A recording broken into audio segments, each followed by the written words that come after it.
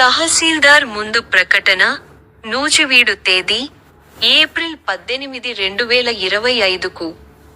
తహసీల్దార్, నూజివీడు, ఏలూరు జిల్లా. గౌరవనీయులైన సర్ వేంపాడు అగ్రహారం ఇనాం గ్రామానికి చెందిన 1300 మంది రైతుల తరపున శుభాకాంక్షలు. 1. Gogineni Hari Venkata Raghu Prasad, S. O Gopalakrishnaiah, R. O Gollapalli గ్రామం, నూజివీడు మండలం, ఏలూరు జిల్లా. ఈ క్రింది ప్రకటనను గౌరవపూర్వకంగా మీ ముందు సమర్పించండి. 2. ఏలూరు జిల్లా.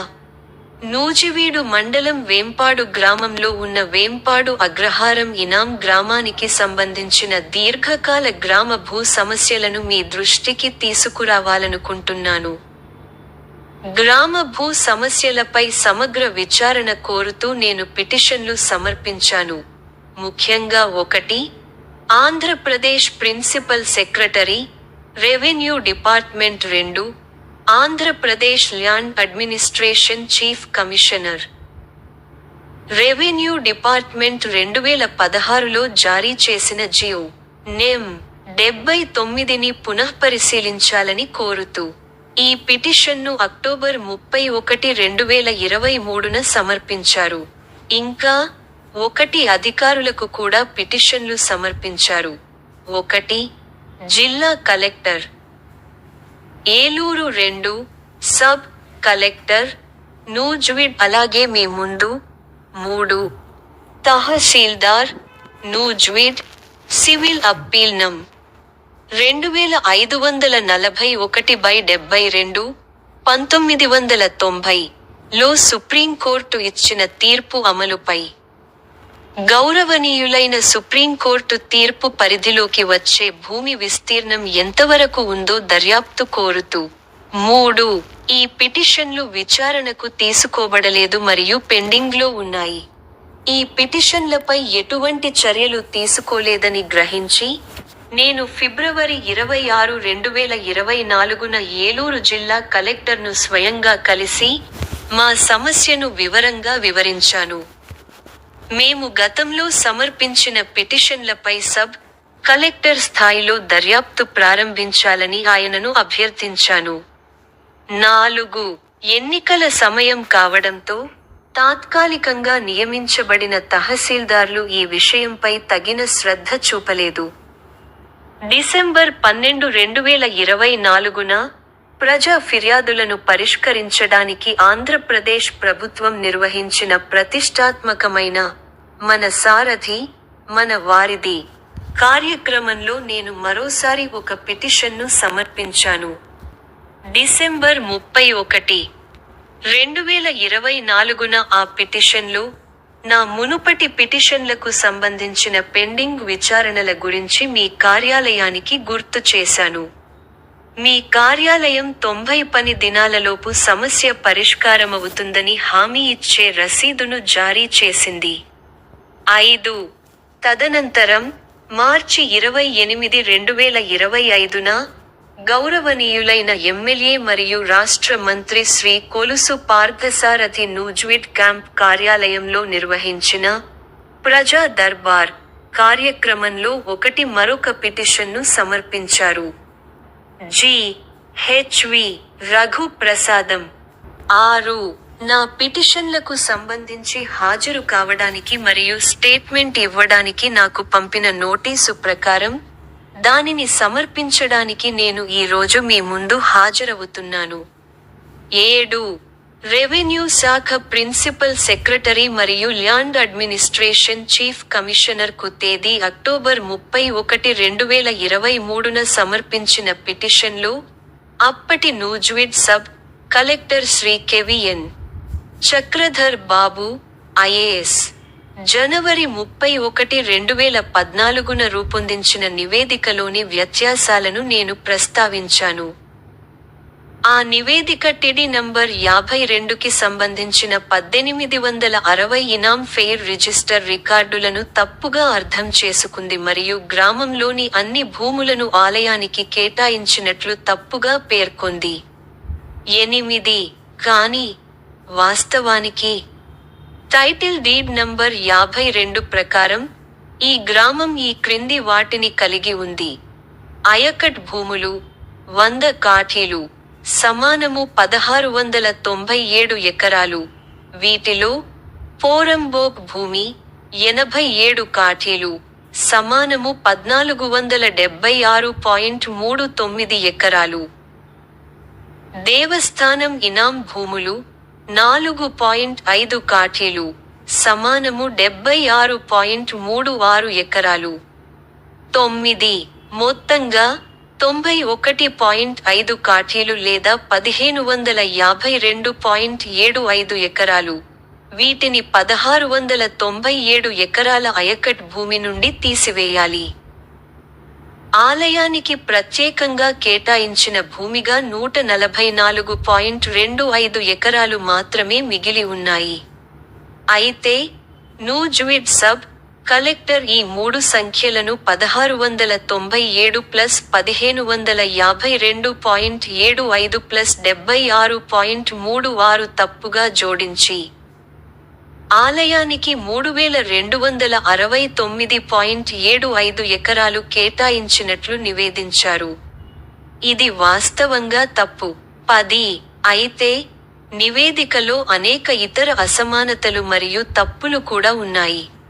తన కార్యాలయంలో అందుబాటులో ఉన్న రికార్డుల ఆధారంగా సమాచారం అందించబడిందని పేర్కొన్నప్పటికీ, కనుగొన్న విషయాలు స్పష్టంగా లోపభూయిష్టంగా ఉన్నాయి.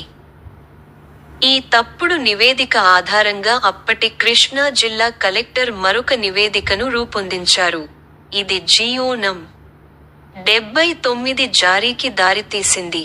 11 అందువల్ల నా పిటిషన్లో 1860 ఇనాం ఫెయిర్ రిజిస్టర్లోని టైటిల్ డీడ్ నం.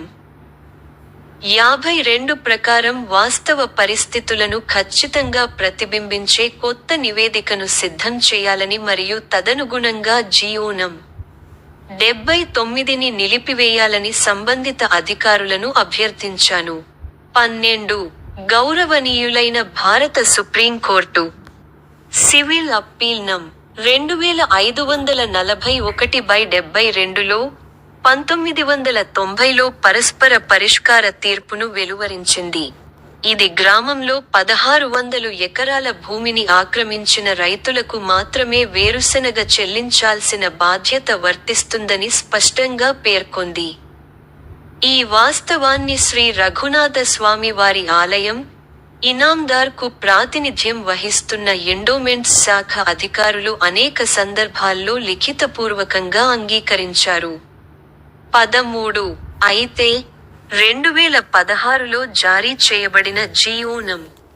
79ని తప్పుగా అర్థం చేసుకోవడం ద్వారా గ్రామంలోని 3356 ఎకరాల భూమికి వేరుశెనగ యొక్క అదే బాధ్యత వర్తిస్తుందని ఇప్పుడు వాదిస్తున్నారు. ఫలితంగా చుట్టుపక్కల గ్రామాలలోని చాలా మంది పేద మరియు ఎక్కువగా నిరక్షరాస్యులైన రైతులు అకస్మాత్తుగా 1990 నాటి బకాయిలతో భారం పడ్డారు. ఈ బకాయిలు ప్రస్తుతం ఎకరానికి 93,500 రూపాయలు ఆలయానికి చెల్లించాలి. ఇది తీవ్ర ఆర్థిక ఇబ్బందులకు దారితీస్తోంది. 14 రైతులు ఈ అన్యాయాన్ని ప్రశ్నించినప్పుడు ఆలయ అధికారులు వారి ఆందోళనలను తోసిపుచ్చారు. వారు కేవలం జియో నో. 79ని అనుసరిస్తున్నామని మరియు అది మొత్తం గ్రామానికి వర్తిస్తుందని పేర్కొన్నారు. సుప్రీంకోర్టు తీర్పు 1600 ఎకరాలకు మాత్రమే వర్తిస్తుందని ఎండోమెంట్స్ శాఖ స్వయంగా గతంలో లిఖితపూర్వకంగా అంగీకరించిన కింది డాక్యుమెంటరీ ఆధారాలను నేను ఇప్పుడు మీ కార్యాలయానికి సమర్పిస్తున్నాను. 1 డిసెంబర్ 15, 1990 నాటి పేపర్ నోటీసు.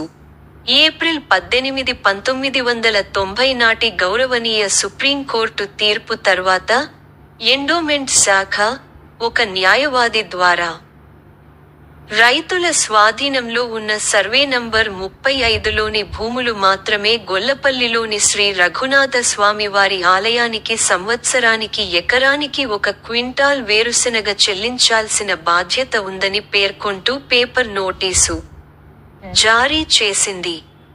గ్రామంలో సర్వే నంబర్లు 1 నుండి 35 వరకు ఉన్నప్పటికీ, సర్వే నంబర్ 35లోని భూములు మాత్రమే ఈ తీర్పు పరిధిలోకి వస్తాయని ప్రత్యేకంగా స్పష్టం చేయబడింది. 2. ఆంధ్రప్రదేశ్ లోకాయుక్తకు ఫిర్యాదు నం. 1761/96 B1.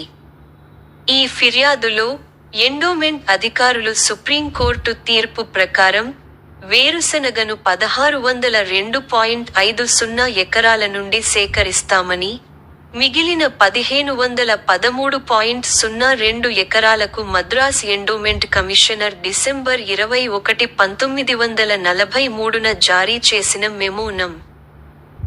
21,495/43 ప్రకారం ఎకరానికి ₹10 నజరానా మరియు ₹1.25 సెస్ చొప్పున సేకరిస్తామని పేర్కొన్నారు.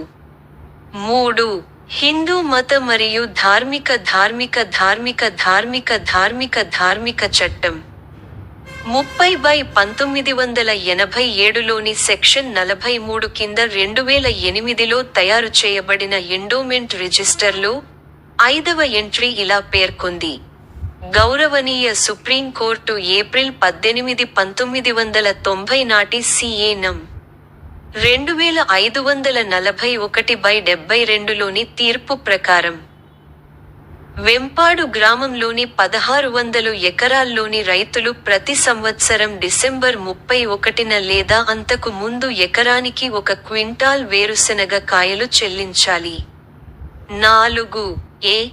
జూలై 27, 2006 నాటి RTI ప్రతిస్పందనలో శ్రీ రఘునాథ స్వామి వారి ఆలయ మేనేజర్ నాకు లిఖితపూర్వకంగా తెలియజేశారు. హైదరాబాద్ హైకోర్టు LPA నం. 263/68లోని వెంపాడును ఇనాం ఎస్టేట్గా గుర్తించిందని మరియు ఈ వైఖరిని గౌరవనీయ సుప్రీంకోర్టు సమర్థించింది.